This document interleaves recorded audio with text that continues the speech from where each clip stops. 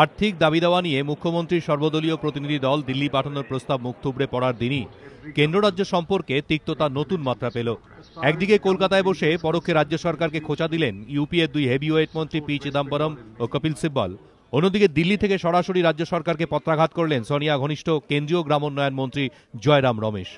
আর্থিক দাবি দেওয়া প্রসঙ্গে বৃহস্পতিবার প্রেস ক্লাবে নরমে গরমে রাজ্য সরকারকে বার্তা দিলেন চিদম্বরম সিব্বল।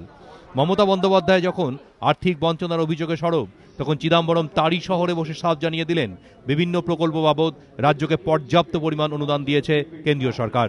আর ঠিক তখনই পাশে বসে থাকা সিব্বল তৃণমূল সরকারকে কার্যত খোঁচা দিয়ে মনে করিয়ে দিলেন রাজ্য সরকার প্রকল্প রিপোর্ট জমা না দেওয়ার দরুন অনেক টাকাই বরাদ্দ হয়ে যাওয়া সত্ত্বেও ছাড়া যাচ্ছে না।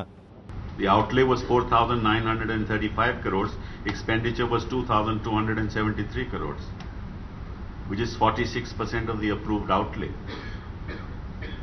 So, the outlays are available, but sometimes states cannot spend that money. The projects are not, sought. We will continue to support West Bengal in every way.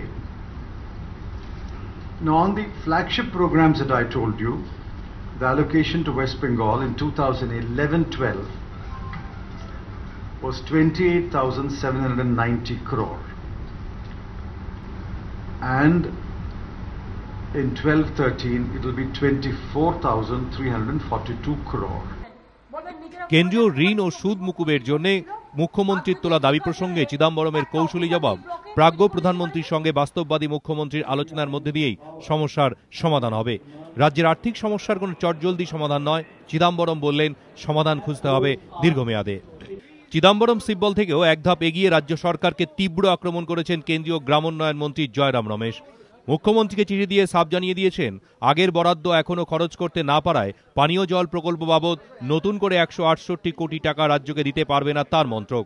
চিঠিতে রমেশ বলেছেন, 2012-13 অর্থবর্ষের জন্য জাতীয় জল প্রকল্পের আওতায় প্রথম কিস্তি বাবদ 168.47 কোটি টাকা দেওয়া যাচ্ছে না, কারণ আগের বরাদ্দ করা অর্থের মধ্যে 253.29 কোটি টাকা এখনো খরচ করতে পারেনি রাজ্য সরকার। গ্রামোন্নয়ন মন্ত্রক সূত্রের খবর, একইভাবে 100 দিনের কাজের প্রকল্পের অর্থ খরচ করতে না পারা নিয়েও ক্ষুব্ধ রমেশ চিঠি দিয়েছেন মুখ্যমন্ত্রীকে। দীপক ঘোষ, এবিপি আনন্দ।